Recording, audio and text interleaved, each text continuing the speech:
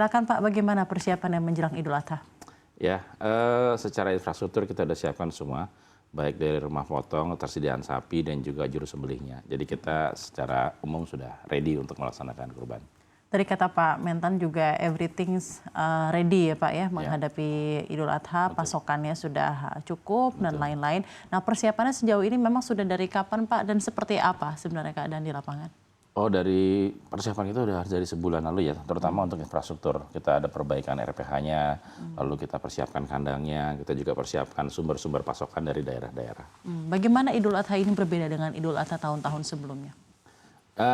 Kalau tahun sebelumnya terkait dengan masa sebelum pandemi, tentunya insya Allah ini akan lebih baik.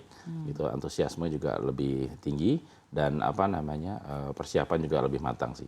Oke, dari Dharma Jaya sendiri Pak, sebenarnya seberapa signifikan kontribusi Anda di Dharma Jaya sendiri untuk memasok kebutuhan daging, terutama untuk di special event seperti Idul Adha, Idul Fitri, dan lain-lainnya? Iya, memang seperti diketahui juga bersama ya bahwa sapi-sapi itu, terutama Idul Adha itu banyak yang dari pihak-pihak swasta juga yang kalau kita lihat di di pinggir-pinggir jalan, di lapak-lapak ini juga ada ya.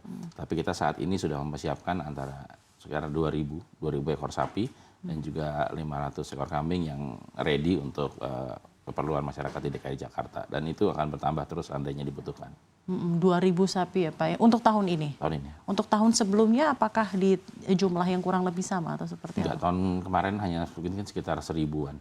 Oh gitu. Ya. Tahun ini kenapa luar biasa cukup signifikan Pak meningkat dibanding tahun lalu? Memang kita persiapan untuk tahun ini mengingat bahwa kondisi sekarang sudah semakin stabil dan masyarakat juga sudah semakin siap, gitu. Kita prediksinya ini akan meningkat.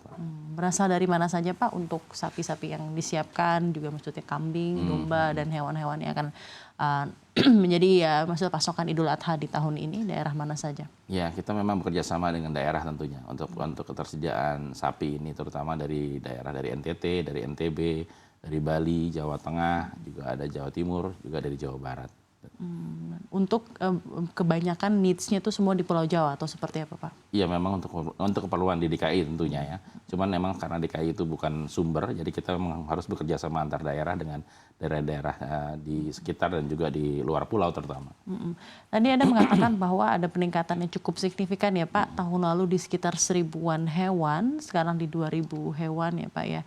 Dan itu kan berarti persiapan dari peternakannya, dari partner Anda di Dharma Jaya juga cukup banyak effort yang dikeluarkan ya Pak ya. Bagaimana memastikan hewan-hewan yang nanti akan digunakan untuk Idul Adha tersebut Pak bisa bebas virus, sehat, sesuai dengan spek yang memang dibutuhkan oleh customer Pak? Iya, tentu kita untuk kesehatan itu utama ya Mbak ya. Untuk terutama kesehatan hewan itu, dan kita sudah bekerja sama juga dengan Kementerian Pertanian dan Dinas Kesehatan di DKI Jakarta untuk memastikan bahwa hewan-hewan yang masuk ke DKI Jakarta itu adalah hewan-hewan sehat. Dan juga tentunya kita selalu menyediakan dokter-dokter hewan di tempat kita untuk lebih men-screening lagi sapi-sapi yang ada di masing-masing peternakan atau seperti apa? Di tempat kita terutama. Tapi kan sebelum ketika dia sudah hadir ya Pak? Dari daerah itu sendiri kan sudah ada. Jadi sebelum dikirim ke Jakarta pun mereka punya namanya surat keterangan kesehatan hewan SKKH. Nah itu harus ada sebelum itu bisa masuk ke Jakarta. Proses logistiknya Pak seperti apa Pak? 2.000 hewan dari NTT, NTB, dan banyak daerah di Pulau Jawa ya Pak. Ya ini juga yang something yang tentunya audiens dari CNBC Indonesia ingin ketahui Pak, event-event dan momen seperti ini. Memang seperti saya sampaikan tadi, persiapannya memang bukan baru, memang sudah lama. Kita sudah mencicil untuk ketersediaan sapinya. Selain itu juga untuk customer-customer yang di luar DKI Jakarta, kita juga sudah melakukan kerjasama dengan peternak-peternak di daerah.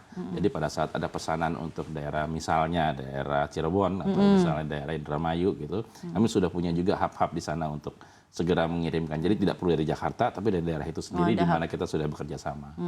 Kalau pengalaman setiap tahunnya Pak di Dharma Jaya, Idul Adha itu berarti sudah didata, di recap kebutuhannya itu dari awal tahun ya Pak ya. Dalam hal ini kan kalau misalnya Idul Adha jatuh di bulan Juni, berarti kalau di tahun ini untuk recapping kebutuhannya, persiapan logistik dan lain-lain itu sudah dari jauh-jauh hari. Oh jauh-jauh hari. Berapa lama Pak itu dalam awal tahun ini kah atau? Kita Seperti apa? persiapan untuk Idul Adha ini sebenarnya kita mulai berhitung itu sudah dari sebulan Desember kemarin. Bulan Desember? Ya, Bahkan dari tahun lalu ya Pak ya? sudah, memang Oke. kita nggak mau miss.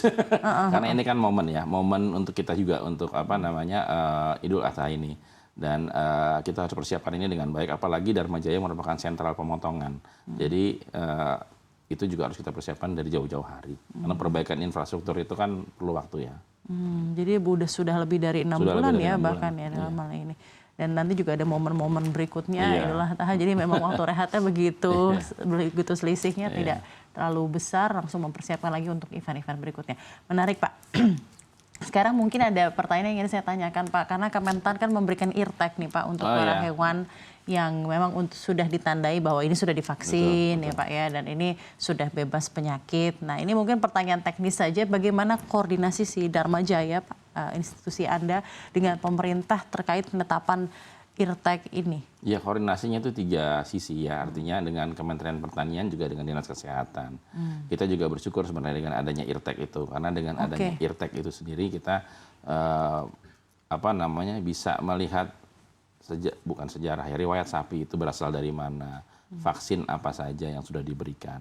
Jadi eartag itu bisa menandakan sudah vaksin apa saja yang sudah diterima oleh si sapi ini, dan juga untuk customer jadi lebih yakin bahwa dengan adanya eartag itu maka sapinya sudah melalui tahapan yang. Berarti dari seluruh hewan kurban yang memang dari Dharma Jaya Pak, tadi 2.000 hewan itu tadi, itu semuanya dengan dipastikan dengan eartag atau baru mayoritas saja atau seperti Sudah apa? semuanya dengan eartag di tempat kita. Jadi memang karena ini sudah lama prosesnya, jadi semuanya sudah dipakaikan eartag. Kalau dari customer sendiri Pak, atau demand terhadap hewan kurban Anda itu seperti apa Pak awareness-nya mengenai eartag ini? Apakah customer dalam hal ini menjelang Idul Adha dan kebutuhan kebutuhan hewan kurban yang berkualitas ini semakin tinggi, jadi memang sangat-sangat memperhatikan bahwa eartag ini adalah suatu hal yang compulsory atau seperti apa Pak? Ya sebenarnya eartag itu memang baru diperkenalkan ya, artinya mungkin itu baru digunakan juga saya kurang tahu kalau misalnya di lapak-lapak, tapi yang pasti di tempat kita sudah menggunakan eartag, dan itu berharapnya sih masyarakat bisa menjadi salah satu acuan untuk dapat memilih nanti sapi kurban, untuk melihat sapi kurban yang baik, sapi kurban yang sehat.